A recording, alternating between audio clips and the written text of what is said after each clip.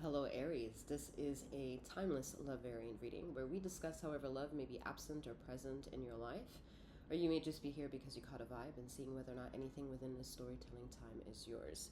Please bear in mind a few things while we get ready for your reading. I am Master 7th, aka 7th, that reads these energies for you. If you'd like some more detail on what I have to offer, her details can be found in the description box below. For some insight, I am a master healer that provides remote wellness and or tarot intuitive insights. Bear in mind that this Aries reading is going to provide universal justice should you be Aries in Sun, Rising, and or Jupiter position. However, should you be here because Aries is anywhere else that you're aware of in your chart, you may be in search of emotional redemption or just in general could see yourself benefiting from the content over on my sister channel. All the links are within the description box below. You'll also see various ways on how to navigate this channel. And like I already said, make your way over to my sister channel. This is a timeless reading. However, bear in mind, this is not a one-to-one connection. Take what's yours, leave the rest behind. All right, Aries. We're starting off here with the Five of Pentacles, so never feels good. And I think that's also the key of learning when something doesn't feel good, is to take something from that, right? So that way that bad thing doesn't consume us or spend too much of its time taking up space within ourselves without paying rent, right? Okay, so, all right. Not so sure on the, yeah. We have the Eight of Cups and a Lover's energy here. So there's a lot of sadness coming forth. You're trying to suppress this sadness, though. You're engaging a relationship that you don't really more or less understand whether or not it's a healthy one to continue or if it provides health for you or wellness. Let me tell you something though, if it triggers sadness within you, it ain't good. Even if it's like the book is beautiful, whatever, you know? Like, just because I might have a really interesting cover doesn't mean that the story within the pages are as lovely. And the same goes for, you can't really think that a cover that's blank, that the story written within those pages isn't a good one, right? So it's the various ways the pendulum swings the possibilities of don't judge a book by its cover, because there's goods and bad things in doing so. This is yeah, some of you are enjoying the benefits of the bedroom more so than the emotional longevity of this connection. Like, I feel like this is where the journey begins of you becoming aware of how unemotional you are towards possibly someone else who is asking you to be emotional. And you're like, you're asking me to be something that I don't know that I am or want to give. Well, that in and of itself answers the question of that's the emotion that you're giving. So it's a bit controversial. You know, this obviously plays a role for someone who is understanding that they're in that sort of complex situation.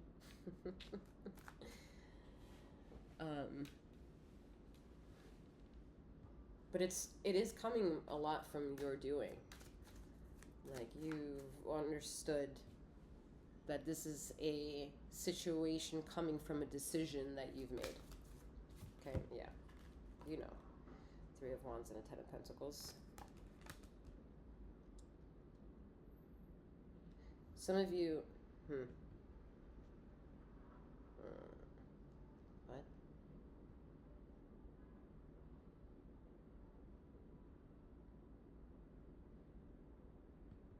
problem, Aries? Some of you are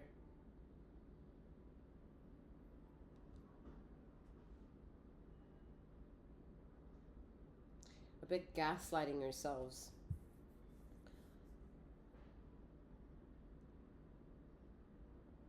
Ooh, this is okay. All right. So some of you don't. Okay, I get it. So some of you feel the pressure in going into whatever your winter season is going to be.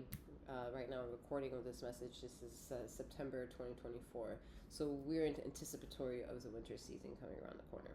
And some of you who will listen to this will be in the 2024 quote-unquote timeline.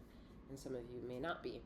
And so it's indicative to all of the cycles leading up to that will play out the role to the question that comes now, which is, will I still be single during the winter season?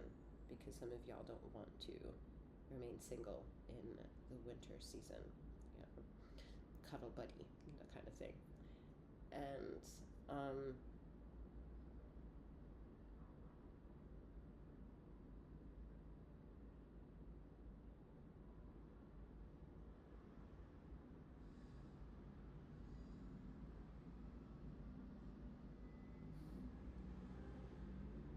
what's making this very confusing is trying to understand how the Lovers plays a role here. Because you're approaching this energy from the viewpoint of reading the card that way. You're approaching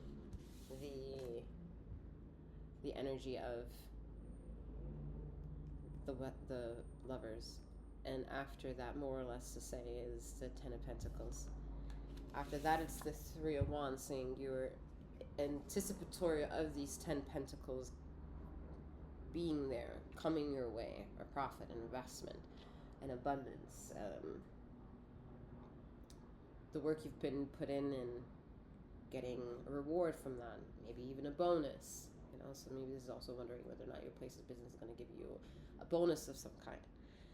And what makes this all challenging, as positive as trying to say things are, is saying that, oh, your ego is probably very content in how you've been addressing yourself. But the Five of Pentacles saying there's some questioning that needs to either start being needing to take place or need to be answered in the slightest, because there's gaslighting happening within the bubble of the Five of Pentacles, saying, there's a I mean, it's not funny, but there's a how can I say it, a feeling of being left behind. And I think some of you are contingent in more or less not wanting to ever feel left behind. So a lot of your emotional pain that you carry, you put towards the work, and that's why it's been very successful.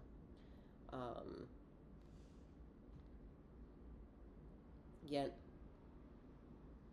when I ask what's the problem, it's more of like, what are you asking Ether to confirm in any of the readings that you may have been listening to?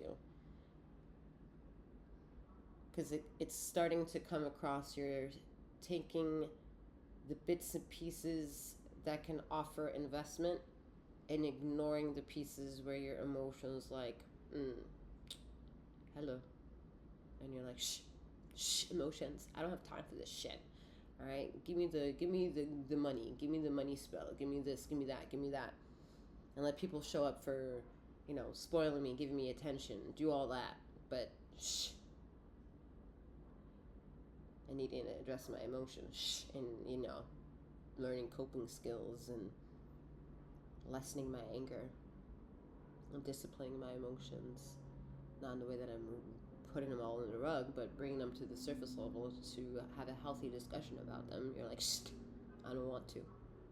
And I think the more you do that, the more Virgo energy comes into the energies of the bubble. I know at this point I'm saying it. But if you're somebody who's listening to any of the readings from my channel here, Virgo has been heavy for a long time in showing up in your reading. And I know her energy in here, okay? I'm just saying, heed the call that if you don't want that energy to be aware, not saying there's anything, every Aries is like, oh no, Virgo. That's not what it means, but there is a dismissiveness happening. And that dismissiveness is saying through Virgo energy, the more you dismiss this, the more you're dismissing the fact that you are not interested to finite your intuition. Okay? Alright, let's see.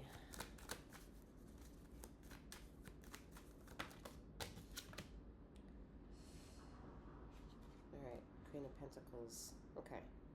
So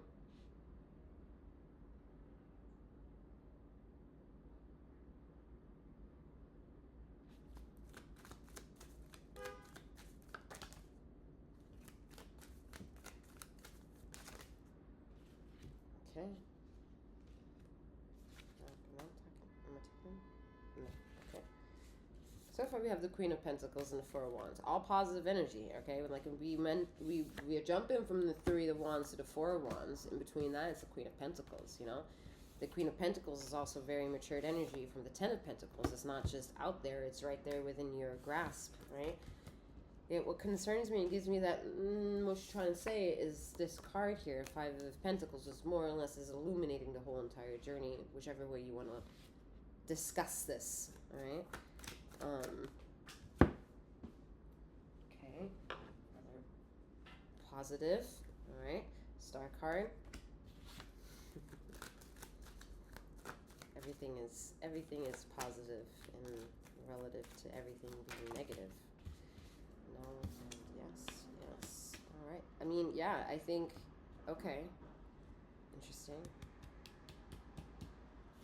Interesting. All right, so far we have 1, 2, 3, 4, 5, 6, 7, 8. The ninth card is your card, King of Wands. So I think, let's play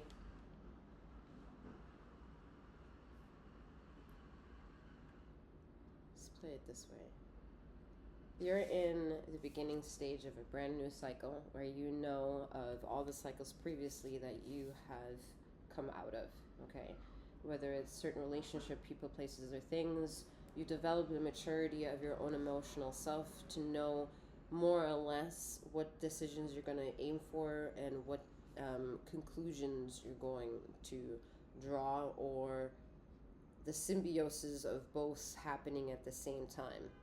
And however opportunistic it can also be achieved with other people, and however which way their role plays into your sustenance, your accolades, your work, and how it can make you feel victorious in teaching you all the steps into how receiving something has an excitement towards it. Yet what's always fickle is knowing when it's going to happen, right? It's like a weird energy of like you put in money for an investment or you gamble and you're waiting for the results. You know, it's like it's an uncomfortable situation. But then when you have fortuitous situations come from that, like you get your first win, it makes it more or less a little bit easier to lean to the decision next time because you have the chance before that you won. So the possibility in your mind conceptualizing that, well, I won the first time, what are my odds to win again, is what she is more or less becoming aware of about herself, okay? Where she maybe understands that taking those risks or risque aspects of certain adventures in life can maybe expedite how well you can be of service or bring money to the table or not be boring. All right. Whatever this is definitely what you are interested in unfolding about yourself. I think what is difficult for you to maybe realize about yourself is how little you're supposed to do. It's like you're doing too much. And when you do too much, you arrive in maybe certain readings feeling as if other people are not showing up for you when you're maybe quote unquote seeing it wrong, that they're just not in that level with you. So they may be never capable of seeing it your way. Yeah, it's interesting. I think so. You're making, one way or another, you're making amends with that in your journey somehow, somewhere in that wisdom, whether it's through work, through growing pains of family, growing pains of relationship, growing pains again of work, and just highs and lows of life, the deep valleys, like whatever that is, you understand more or less the worth that can become or be gotten out of that. I think it's more or less learning when you injure yourself, not to blame others, but to then rehash and see how you can become more emotionally present for yourself. This is a strange reading, but I definitely understand that it's a disconnect from Virgo energy, which is great. I think you're reaping your rewards of becoming solid, like a solid individual. Republic in thy making. And that has nothing to do with politics of liberal versus Republican, okay? But you're a republic in the making. Alright, and I think you wouldn't really ask of any other way to be part of it in that way.